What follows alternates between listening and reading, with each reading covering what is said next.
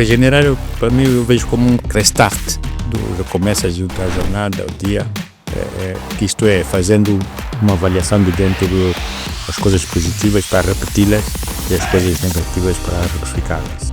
A regra da proporcionalidade, o produto dos meios é igual ao produto dos extremos. Conheça o teu passado, veja o teu presente para poderes perspectivar o teu futuro. Só sei que nada sei. Quando chegamos a esse aspecto de que nada sei, conseguimos ver a imensidão do conhecimento. Que eu conheço é só uma gota de água e tem um oceano imenso de conhecimento ainda por explorar.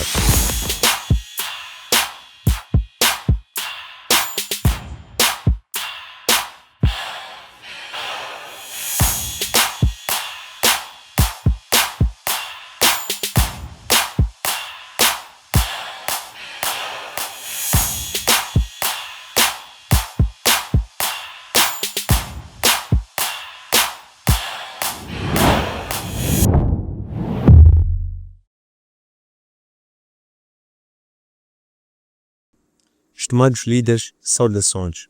Sejam bem-vindos ao episódio número 207 do nosso podcast Chá de Coaching e Liderança. Espaço este em que os líderes conectam-se, partilham e juntos crescem. Este programa é o formato de podcast e inspira-se na metodologia de gestão por competências CHA, C de conhecimento, H de habilidades e A de atitudes. Assim, convidamos líderes moçambicanos que se destacam nas mais diversas esferas de atividade produtiva, para na primeira pessoa transmitirem suas narrativas de liderança, dando a saber que conhecimentos teóricos é que obtiveram ao longo da sua jornada, que conhecimentos práticos em forma de técnicas, ferramentas é que complementaram aquele conhecimento teórico, e que atitudes em forma de ser, estar, comportamento, caráter fazem da sua marca comunicacional para acomodar este conhecimento. Constitui nossa ambição contribuir para o desenvolvimento de uma comunidade moçambicana de líderes que sejam conscientes, responsáveis e empáticos. Conscientes que possuem um conhecimento relevante para a liderança, mas também conscientes que são líderes. Responsáveis sobre a necessidade de terem que liderar pelo exemplo para influenciarem positivamente os seus seguidores, internos e externos, e líderes sejam empáticos por um lado com as causas que defendem, mas também líderes sejam empáticos uns com os outros. A técnica que nós privilegiamos é a comunicação, porque entendemos que essa é uma das principais ferramentas da liderança, através da qual os líderes transmitem suas ideias, sonhos, visões de uma forma simples, compreensível e fluida, para que seus liderados possam não só compreender, mas também possam se apropriar desta mesma causa, de forma que quando se tornar dispensável, esta causa possa ser transferida para a atual e futuras gerações. Temos como líder convidado para a edição de hoje o Dr. Paulo Gaspar, mestrando em Sociologia de Desenvolvimento pela UEM, pesquisador em desenvolvimento. Dr. Paulo Gaspar, bem-vindo ao nosso podcast. Muito obrigado. Tão saudades também os que nos assistem. Obrigado. O Dr. Paulo Gaspar aprecia chás. O que representa um chá para si? E que espaço um chá tem numa correria de um dia, de uma semana, de um mês, na vida em si? Estamos o chá físico, começamos pela manhã, eu pela manhã e antes de me deitar, tomo sempre o chá. O chá tem várias propriedades e uma das propriedades que eu aprecio no chá é mesmo a hidratação. É toda água, mas depois, qualquer que seja o chá, tem sempre uma propriedade curativa. Ontem mesmo estava a ver um vídeo que ia numa outra perspectiva, mas tinha uma frase muito bonita, tirada do livro de Gênesis na Bíblia, que diz que as árvores têm frutos para alimentação e folhas para curar. E chás normalmente é uma folha. Então, sempre tem propriedades curativas, depende do chá. Eu agora, por conselhos médicos e pela idade, gosto muito do chá verde, de mais recomendado. Sempre tem propriedades curativas, então nos regeneram e nos ajudam. Regenerar, para mim, eu vejo como um restart do recomeças da jornada, o dia, que isto é, fazendo uma avaliação de dentro das coisas positivas para repeti-las e as coisas negativas para retificá-las. Muito obrigado. Sobre este quesito que fez menção agora, regenerar, restart, qual é a importância de regressarmos às origens, às gênesis, para de lá lembrarmos que das folhas nós podemos obter a cura? Para aquilo que é o nosso trabalho como líder, qual é a importância do líder buscar a cura para poder performar bem? Até já começo. Esta a minha participação aqui eu faço sobre o signo da chamada regra 3 simples, que é a analogia. Eu não gosto do que encontrei na pesquisa. A analogia é muito descrita, né, na sua etimologia como análogo, né, etc. Mas eu gosto de desmontar a palavra, os sons gregos que estão na analogia.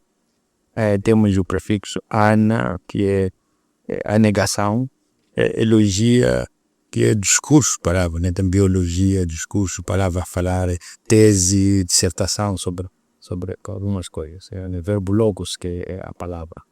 Então, quando eu vejo nessa perspectiva, recordo-me da máxima que diz: contra factos não há argumentos. Então, tem ali um facto, você fica analógico. Ana, sem, lógico, argumentos. Está claro. Então, analogia é uma forma muito simples de pensar. Olha, alguns que falam a lógica dizem que é a forma mais simples, eu me diria que sim. Mas é aquela que, por ser simples, apresenta coisas que não se presta muito à discussão. Tem uma certa clareza e uma contundência que não se presta muito à discussão. É assim está claro. E uma delas é essa regra 3 simples, né, que é a regra da proporcionalidade. O produto dos meios é igual ao produto dos extremos, né? Então, é a regra do equilíbrio. Então, é muito na base disso. Voltando à sua questão, podemos dizer que, por exemplo, a modernidade dos tempos atuais são os meios, mas depois tem um extremo. Então, nós não podemos viver só com os meios, porque o produto dos meios é igual ao produto dos extremos. Temos que incorporar, temos que ver o que diz: conheça o teu passado, veja o teu presente para poderes perspectivar o teu futuro. Se não conheceres o passado, então vai ser difícil perspectivar o futuro com precisão. Então, este restart, esse voltar à origem, esse buscar conhecimento, eu já não, a folha já não resumo na planta, mas também nas suas propriedades, que é o conhecimento restart. É sempre bom quando eu faço avaliação. Como é que foi meu dia de ontem? O que eu fiz de bom? Fiz essas coisas. Vou repetir e vou melhorar. O que eu fiz de mal? Fiz essas coisas que não correram bem. Por que não correram bem? Onde está a falha? Então faço uma análise, uma avaliação e vou experimentar de uma outra maneira. E se dá certo. E assim vou crescer. Então, sem raiz não se cresce. Tem que só botar a raiz. Sem raiz não se cresce. É interessante a planta, né? Então, na folha agora, se não acabava caindo na raiz. Sem a raiz não se cresce. Então, acho que quando se fala hoje de cultura, até também se diz, olha, temos que, é interessante essa parte por causa da moral.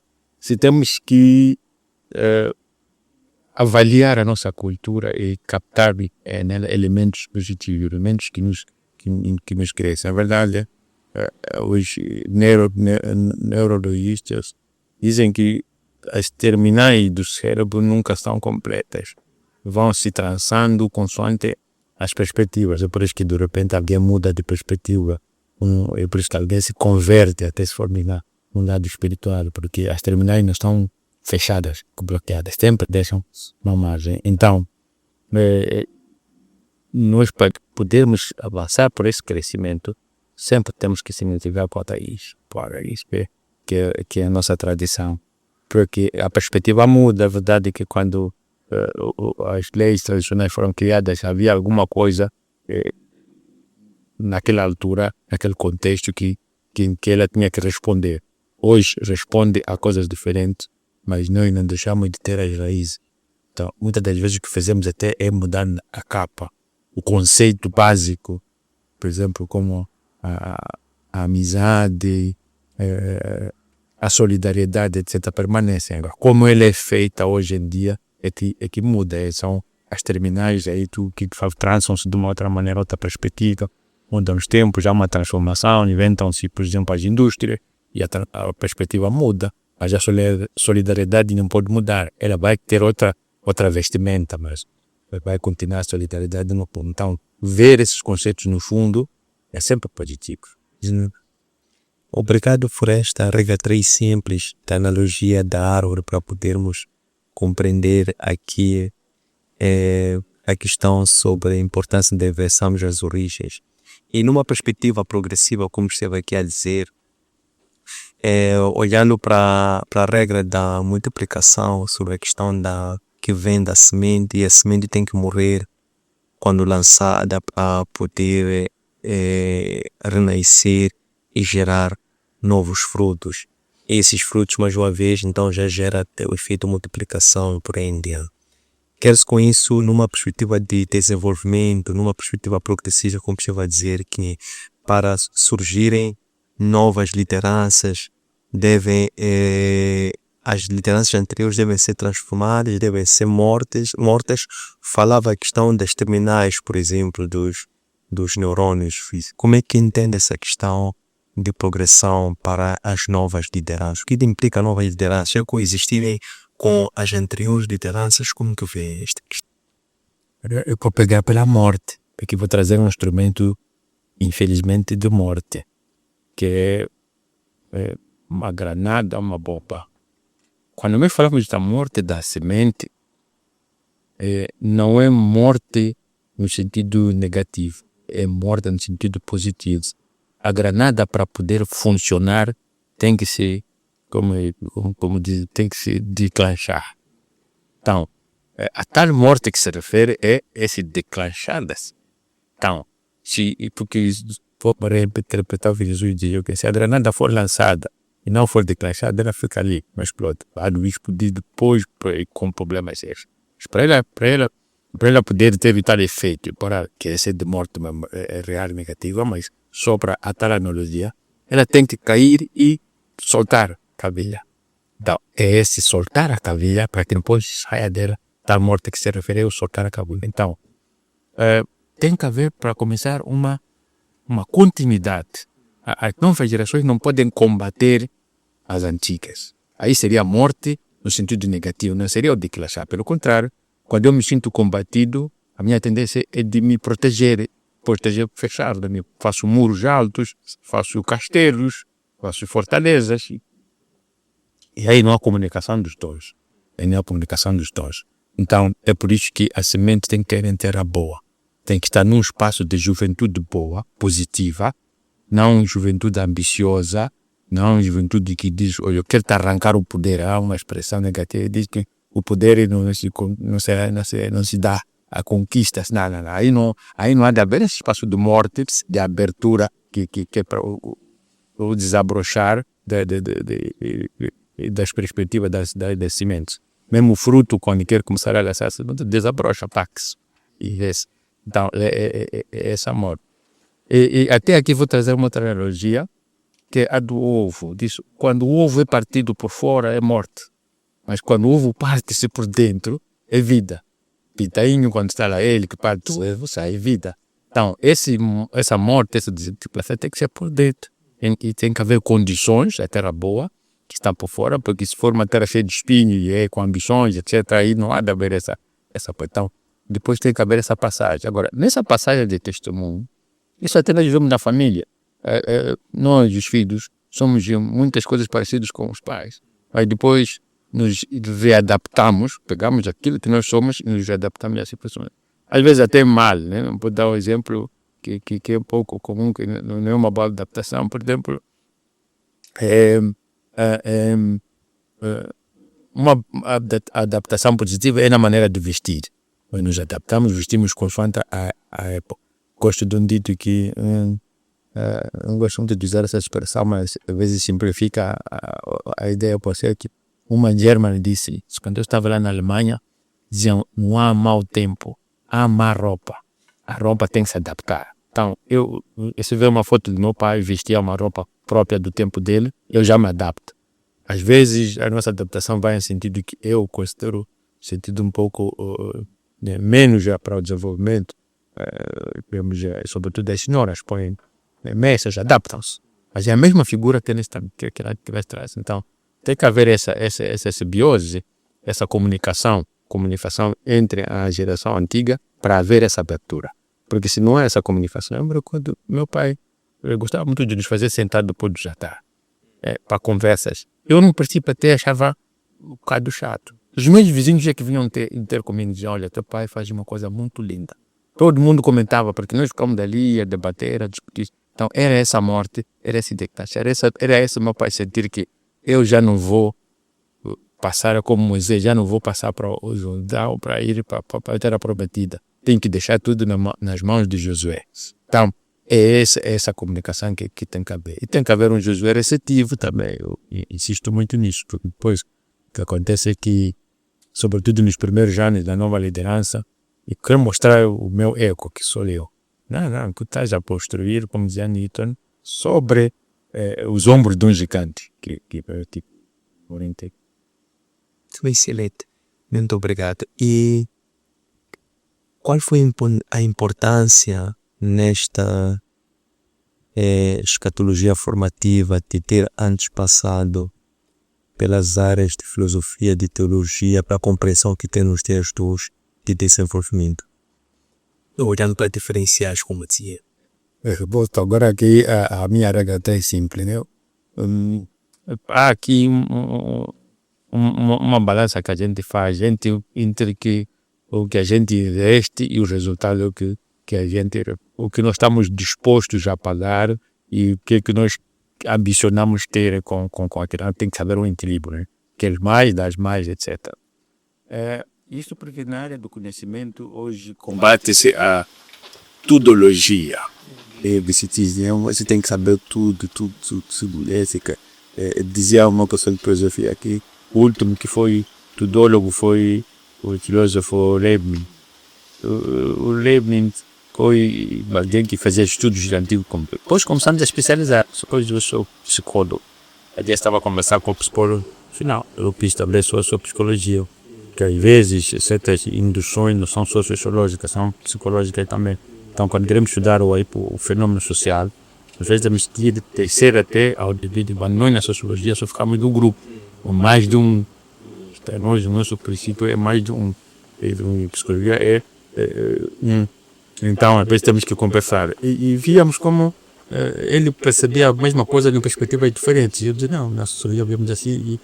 E até acabamos falando do suicídio de Durkheim, que é sociólogo, vê o suicídio de uma perspectiva hereditária. Então, esses estudos ajudaram, na verdade, a ter uma mundividência maior, uma perspectiva maior. Mas também, ao mesmo tempo, ele diz que é muito abraça, pouco aperta.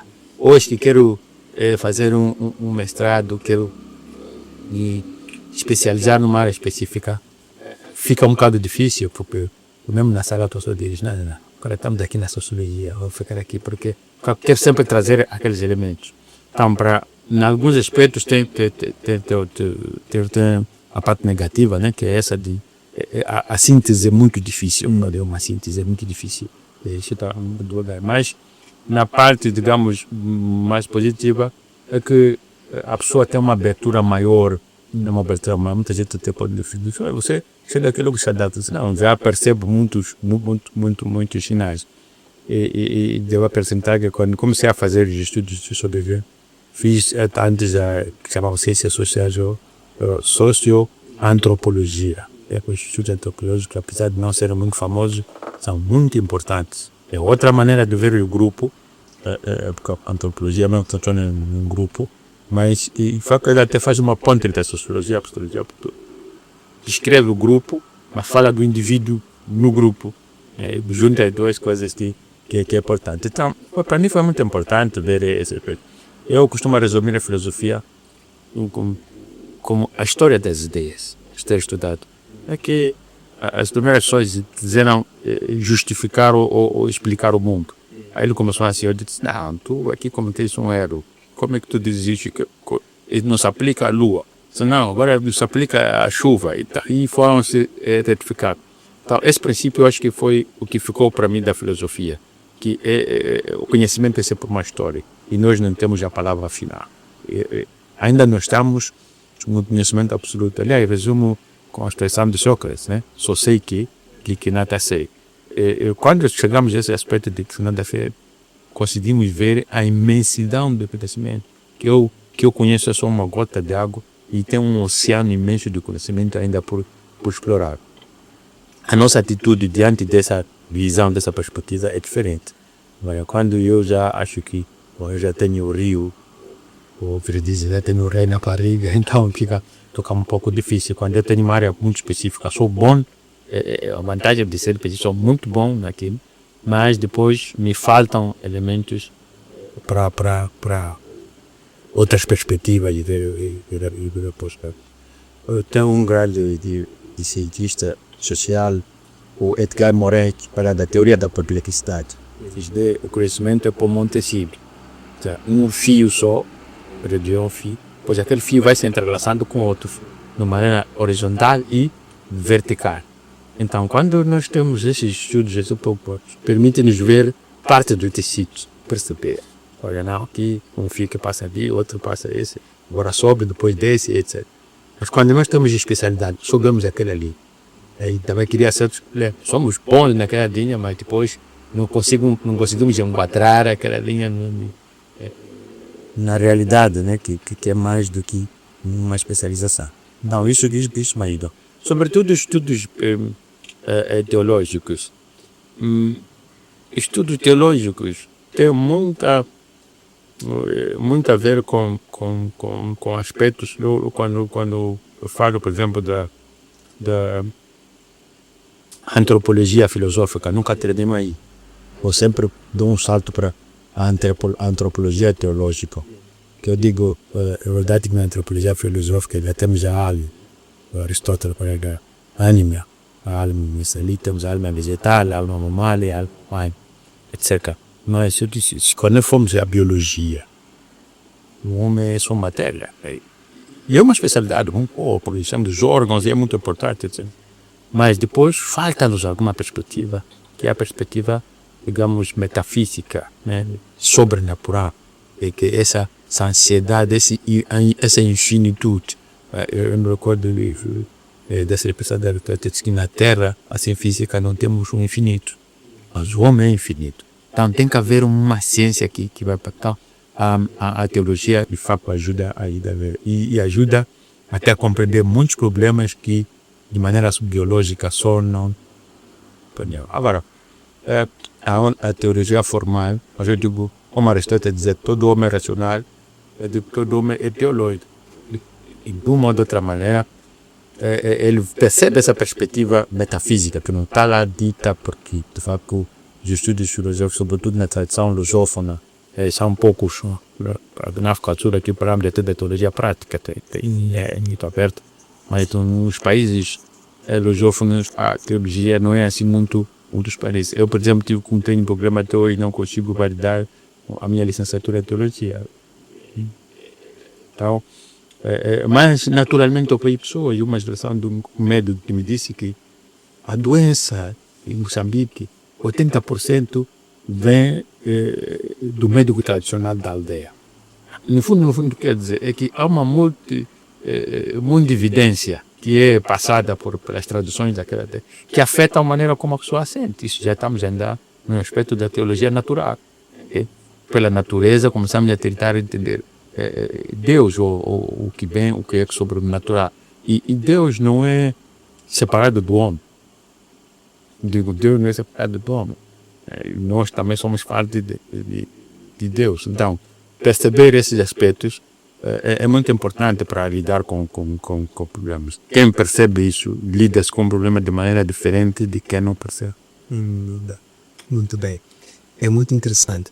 Como é que um acadêmico, e em particular um acadêmico na área de desenvolvimento, que depara-se com paradigmas e, no fundo, esse trabalho é explorar paradigmas, dependendo do seu nível de compreensão dos fenômenos, poderá compreender que todo caos, todo problema de desordem que pode conduzir a uma crise é na verdade uma oportunidade para a mudança, da transformação, para o progresso do exemplo. Como é que o acadêmico, um pensador, ele pode, em particular um pensador na área de desenvolvimento, na realidade atual, ele pode se tornar um indivíduo que não só está no campo a pesquisar, mas também pode participar naquilo que é a transmissão, não só de dados, informações, conhecimento, mas também contribuir para que este conhecimento, esta informação possa transformar pessoas e essas pessoas possam então ser engajadas neste processo de mudança de paradigmas. Eu nem tinha pensado, mas aqui trago um novo conceito para analisar essa questão e respondê-la com um pouco de propriedade, que é o conceito da gradação. Nós temos a famosa rosa das cores. Nós temos, por exemplo, um vermelho, mas temos várias tonalidades do vermelho, desde o mais carregado o mais leve. Então, aqui também eu aplico esse modelo na avaliação do conhecimento. Então, nós temos gradação dos posicionamentos, como é que tu adentras, e até faço ligação com a questão anterior. Se tu tens uma formação, uma base larga, é difícil que tu tenhas, que entres no estar um tom muito carregado. Sempre aquela outra formação vai te puxar para um tom moderado. Então, tem pessoas que são, eu digo tecnicamente acadêmicas, são mesmo pessoas que estão na abstração, então, bem conhecimento. São importantes, então, todos nós somos importantes, com todos aquilo que até os outros vemos como defeito, não é defeito. As disciplinas, nós combatem-se umas às outras, ciências puras dizem que as ciências não puras não são, até chega um ponto de dizer que a teologia nem é ciência, nem outras coisas, mas todos somos importantes para essa complexidade do mundo, todos são importantes. Então, a pessoas são, como eu dizia, academicamente puras, né? Estão na abstração completa, mas tem outros que são acadêmicos, mas depois tem outras vertentes. Por exemplo, muita gente que está nessa situação segunda, que foi uma graduação por mais dedo, além de trabalhar na abstração, nas teorias, mas depois faz um trabalho com coisas como, por exemplo, ONGs, assessoria, e é aí onde ele faz a ligação entre as teorias e o prático real, onde ele passa as suas convicções teóricas para mim. Até é bom, porque todo aquele trabalho dá um feedback, que é o meu caso. Até tu te convences numa teoria, mas depois quando tens de aplicar, percebes que aquela teoria não é tudo. E aí até reconheces que já não posso defender essa teoria a 100%. Porque ela tem essa limitação, descobres a limitação da teoria. Então, muitas das vezes, temos muitos acadêmicos que trabalham, por exemplo, em áreas mesmo, por exemplo, organizações não governamentais, organizações da sociedade civil. Então, é o momento e outros fazem um pouco como fazemos aqui, né? Através da comunicação. E fazem essa ligação e passam este conhecimento, essa teoria, e interagem com as pessoas. Então, esse é um processo de como se faz essa ligação entre os conceitos, da conceitualização e o empirismo, que é a prática que é ligada. Eu, pessoalmente, caso até da formação da carreira, eu trabalhei muitos anos na educação, fiz duas escolas, e também sempre sou observador, por isso descobri essa veia sociológica do meio ambiente e sempre me arrepiou que em sítios, eu, por exemplo, tive na Angola, com tanta produção, as pessoas ainda tinham fome. Sabe, coisa que por isso que vou até a escola para tentar compreender teoricamente e faço trabalhos com as pessoas, né? Para aprender ensaiando essa teoria. Porque para mim o conhecimento é sempre um eterno detalhe. Cresce-se, claro, e instrumento da há 50 anos para agora há uma diferença abismal. Mas sempre estamos a tentar ir no tal infinito que não existe no mundo físico, mas que nós temos aquela semente do além e temos em nós esse infinito. Obrigado. E tentando focalizar em assuntos ligados à paz, até porque foi um pouco nesses fóruns que teve a hora de IC, Dr. Saulo, numa situação em que o mundo vive, em que aparentemente há acesso ao conhecimento, bom, a questão do acesso até pode se colocar aqui um pouco é suspeito, sim? Mas já em princípio mais conhecimento. Se ou não é o que eu quero perceber, na verdade, no fundo é o que eu quero aqui provocar. Em que medida é que esta percepção de que há mais conhecimento, temos o número de instituições de formação, número de pessoas formadas relativamente ao passado, em como é que esta massificação do conhecimento pode ser acompanhada do aumento do conflito e entre as pessoas, desconfiança e um pouco o que estamos a ver em Moçambique no mundo?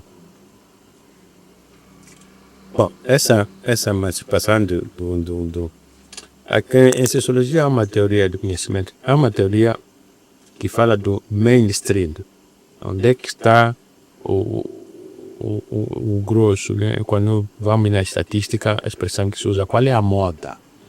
Então, quando nós formos ver a moda não é conhecimento, a moda é mesmo de ignorância, por duas razões. Primeiro é pelo número. Se nós formos dividir a população estudantil pelo número de instituições, os que não é possível que toda ela caiba lá. Temos certeza que tem muita gente que está fora do sistema escolar. É a primeira coisa. Ademais, o sistema escolar está concentrado em vilas e cidades, em campo como campo mesmo, e onde está a maioria das pessoas. Então, a gente vai no campo, quando a gente vê estatísticas de que há muita gente no campo, até a gente admira-se. Entra no campo, vê uma casa ali, outra lá, tudo. Como é que está aqui, está cheio de gente? Mas está realmente, a maior parte das pessoas estão no campo, mais de 60% de Moçambique ali estão no campo. Então, tem essa coisa. Então, estatisticamente, se formos a fundo, vamos ver que, em termos de proporcionalidade da população, a literacia até, houve uma altura que tivemos um índice de literacia maior, mas agora estamos a regredir, porque a população está a crescer e os que estão a estudar não estão a crescer com a mesma velocidade. Então, uma desproporção. Já é um princípio. O mainstream tem esse problema, ok, até pode estar na escola, mas a qualidade de formação no conhecimento. Então, essa modificação do conhecimento está com uma elite. É uma elite só. Eu, há 2 anos, fazíamos um trabalho sobre gênero. 1% das mulheres, que é a maioria em Moçambique, é que está no ensino superior. Hoje não vamos que ler esse dado de novo e vamos investigar. Cerca de 1%. Não chega a 2% da sucessão do ensino superior. Então, temos uma pirâmide muito grande, que a base fala que tem o ensino primário, todo mundo entra, mas depois, até do primeiro grau, quando começa a passar no ensino primário, segundo grau, ensino secundário, já começamos a ver muitas até desistências, até falta de escola e a distância, etc. Então, há esse problema. E o segundo, ainda não há uma ponte, digamos, efetiva de comunicação desses conhecimentos. Eu, quando vou fazer trabalho no campo, e volto, tem problema. Quando vou lá tem problema, porque a minha linguagem vem carregada de academia, eu acabo de fazer os módulos e vou a correr para lá. Quando volto de lá, a minha linguagem já é carregada de simbolismo, porque lá tem que falar em parábolas para as pessoas entender. Então, nós ainda não estamos a trabalhar nisso. A parte, tem um dos entrevistados desse projeto que tinha uma declaração para paz que dizia isso, e nós ainda temos um déficit acadêmico, até por causa do financiamento da pesquisa. Quando apresentamos o resultado, uma das questões, te me recordo até que o meu doutor tinha colocado lá, se está já mapeado as atividades de pães de base que se fazem. Nós sabemos, mas depois precisa fazer um trabalho formal, ter numa brochura, num livro, esses dados que nós podemos e serem acessíveis para nós podemos consultar. Então há falta desse trabalho de comunicação. Então também, por exemplo, aqui seria um TPC para os comunicadores, quem está a fazer teoria de comunicação. Como é que nós podemos passar, nós quando fazíamos a escrita científica com a doutora Briana Capochado, ela dizia, às vezes nós temos uma linguagem muito alta, que depois os nossos trabalhos não são acessíveis a pô. Eu recordo que ela dava exemplos. Por exemplo, eu vejo a informação meteorológica. Só uma pessoa que tem um certo conhecimento pode perceber o que está a dizer ali para um cidadão. Não. Mas no Brasil tem algumas zonas, ela diz. E eles explicam a meteorologia de maneira muito simplificada para o povo, né? Meteorologia rural, para o povo, amanhã vai chover, etc., com imagens, etc. Então, falta-nos esse trabalho de comunicação, de transmitir os conhecimentos para o povo. Por exemplo, tentou o doutor Tomás Vieira Mário Consequelecano, que ele fez? Traduziu as constituições em línguas locais. Mas também, quando tu lês, eu vejo, por exemplo, na igreja, quando as pessoas leem a Bíblia, a palavra de Deus, nas línguas locais, não significa que são acessíveis às pessoas. Porque mesmo nas línguas locais, tem um nível cuidado.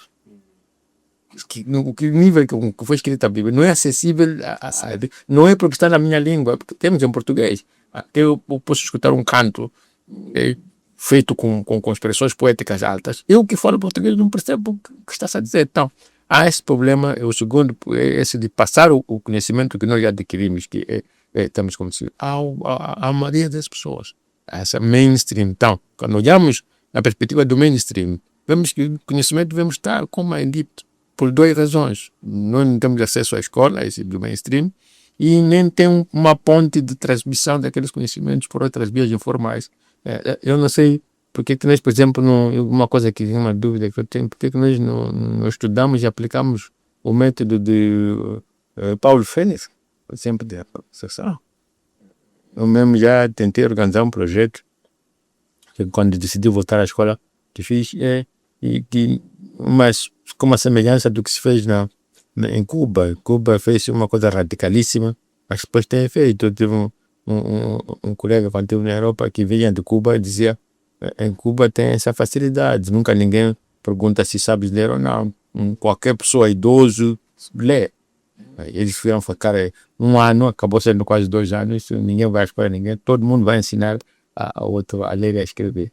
Então, falta esse processo. Então, agora, a paz tem que ver com não precisa ser conhecimento formal, precisa ser conhecimento formal. Aliás, até o conhecimento formal pode não trazer a paz, porque aqui há uma diferença entre ética e moral.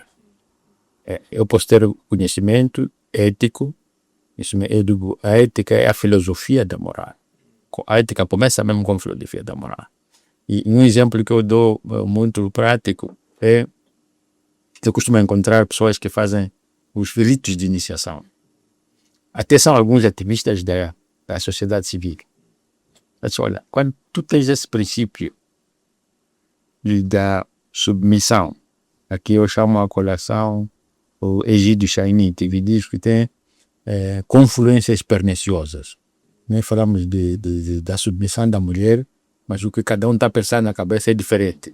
Usamos o mesmo termo, essa a confluência está na palavra, mas é perniciosa porque no final estão falsos primos, né? Em línguas estrangeiras tem uma mesma palavra, mas o significado é totalmente oposto. Mas eu digo, ok, quando tu estás nos ritos de iniciação, lá onde fala muito da submissão, tu és um ativista, uma organização, qual é o ensinamento que tu passas lá? Aquele do ativismo ou aquele tradicional puro, como, que é mesmo escravização quase, etc. Então, não, eu passo como está lá. E esse conflito, como é que passa? É porque tu tens um conhecimento ético, que é uma filosofia da moral, mas depois tens um sentimento, porque a moral é toda ligada ao sentimento, o sentimento da coisa. E tu te sentes com o teu povo, porque o teu povo também é, no final, uma fortaleza de proteção. A água onde o peixe pode nadar é o teu povo. Então, entre a filosofia que aprendeste e o aquário onde vives, tu preferes o aquário. Então, falta passar na paz, mesmo que tivesse conhecimento, faltaria voltamos aí o TPC para os comunicadores, que é empresas de comunicação, passar aquilo da ética e tornar-se moral. Sempre a Europa do século, até século XVI, quando começam as ciências, bebeu muito da religião, sobretudo do cristianismo. E aqueles que trabalharam naquela altura conseguiram transformar o conhecimento bíblico em moral. Em moral cristã. Que a pessoa já sente, já sinto, já não ouço como. Hoje temos essa dificuldade nas nossas assembleias. Tem conhecimento cristão, mas ainda não passa a ser uma moral cristã. Então, a minha moral caseira, depois tenho a ética cristã, e a ética cristã fica ali como informação. Então, para além de haver muita informação, precisa também que ela desça ao coração, passa a ser recentemente o aproprio disso. Ali é que vamos ter caminhos de paz. Um exemplo que eu dou, que o pessoa que fez isso, é Dom Denis Singular. Ele fala de paz, nós sentimos que ele não fala de maneira ética só, é mesmo de maneira aquele projeto, vamos trocar armas por enxada, é sinal que são coisas, a pessoa vê que isso aqui, esses princípios éticos nesta pessoa já não são éticos, já passaram a ser moral. Ele sente que, por exemplo, eu estou numa tribo em que tem um princípio ético e válido. Então, vamos supor, canibais. Mas aquele é um princípio moral. Se eu sou um daquela tribo, para mim é mais correto ser canibal do que não ser, que é um princípio ético. Então, nós temos a tendência de apoiar mais a nossa moral do que a nossa ética. Então, se nós começamos a falar de conhecimento, temos que chegar ao ponto de transformar aquele conhecimento ético para ser sentido, ser moral. E isso é que é exercício que falta. Aí estamos mesmo muito zero. Nem a elite sequer tem expressão. Contamos aos dedos, temos que citar uma pessoa ou outra, não falta. Claro, também tem as pessoas invisíveis, e todas as contagens têm as pessoas invisíveis. Né? Então, há essa coisa. O conhecimento ainda não é um caminho, se for só mental, ainda não é um caminho para a paz. O sentimento é que é mais um caminho para a paz. É por isso que depois de muitas conferências voltamos à guerra de novo. Muito obrigado. Queremos, por fim, aprender do Dr. Paulo como é que se prepara no seu espaço individual privado. É uma preparação mental, físico, emocional e espiritual para depois se juntar às outras pessoas, aos outros convivas nas várias comunidades que serve. Como é que se prepara para melhor servir? Eu tenho um número de princípios. Um dos que uso mais diz assim: tens de ter 8 horas com as pessoas, tens que ter 16 horas do dobro sujo. Então há a teoria dos 3 8, 8 horas para descansar, 8 horas para rezar, 8 horas para trabalhar. Então tens as 16 horas que tens que ter sozinho, que é descansando e rezando, para depois ter 8 horas com convívio com as pessoas. Então, uma das maneiras que eu rezo é o exame. Nunca falta o exame. Exame, ponho-me na presença de Deus. A presença de Deus também significa honestidade. Deus não se mente. Deus vê tudo. É um salmo muito bonito. Diz que mesmo que eu vá ao fundo do mar, ele está lá, uau, só para me esconder, está lá. Escondo-me à noite para isso como o dia, claro. Então, eu não penso assim, e o que realmente eu fiz, segundo os ensinamentos cristãos esclarecedoras de posse? essas coisas, graças a Deus. E graças a Deus também, porque o importante é que são detalhes, não é a fórmula geral, são os detalhes. Quando disseram a distribuição, bom mestre, o que eu devo fazer para ganhar isso? Por que me chamas bom? Bom é o Pai que está no céu. Então eu tenho que perceber que o bom que eu faço é um raio de luz do sol bom. Não posso me apropriar daquele bom que eu faço. É o bom que Deus passou por mim para que se faça. Isso é importante também, ter esse sentimento, não ético, mas moral, sentir e agradecer a Deus. Obrigado por ter passado por mim para este, tanto para mim próprio como para os outros. Depois, quais são as coisas que foram menos boas? Com toda a sinceridade. Eu até publicamente posso negar por minha função e por etc, mas quando eu estou sozinho, quando orar desvais no silêncio do teu quarto, o Pai que vê, meu Pai do céu que vê, ali, o que eu fiz? E realmente buscar é uma coisa que está a ser rara. A vergonha e o arrependimento. As coisas estão a ser muito raras. Porque o que é que nós fazemos? Nós buscamos justificar. Mas é porque... Não. Isso é justificação. Não está de ninguém para te ouvir ajustar. Se estás tudo, então, fazer isso. O que é que eu fiz de errado? Fazer essa análise. Isso vai uma coisa que quer dizer, que é a diferença entre a gestão e a liderança. Tu, quando estás contigo próprio, tu lideras, não te geres. Porque a gestão vai para os objetivos, mas a liderança vai para os impactos. E os impactos são mais profundos. A gestão é muito superficial. Voltamos na regra 3 simples. Tu gastas pouco tempo, atinges objetivos altos, mas depois, em pouco tempo, tudo perde-se também. E o estrago é maior. Porque o produto dos meus é igual ao produto disso. Tu gastas muito tempo, atinges objetivos poucos, mas profundos. E aquilo vai ficar muito tempo lá e muito pouco vai se alterar daquilo que ficou lá. Esse é o moral. Coisas morais ficam por muito tempo e alteram-se muito pouco.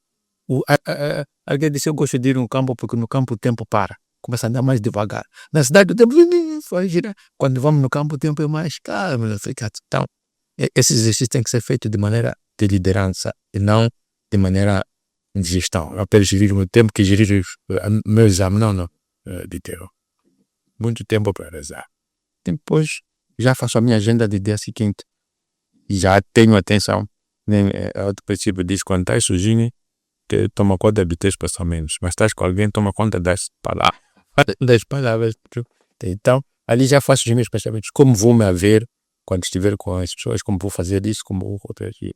E se aquela reação for mal, quando fizer o exame, vou retificar. O objetivo até se calhar era bom, mas a forma não foi correta, mudo, e vou crescendo na fé e no dia a dia. Depois, nessa regra simples, tem outra coisa. Porque quando tenho que aprender a perder. Porque se os dois lados dão 100, outro teve 50 vezes 2 dão 100, eu tenho que ter 100 vezes 1, tenho que também, e depois não posso ter 2, tenho que aprender a ter 1.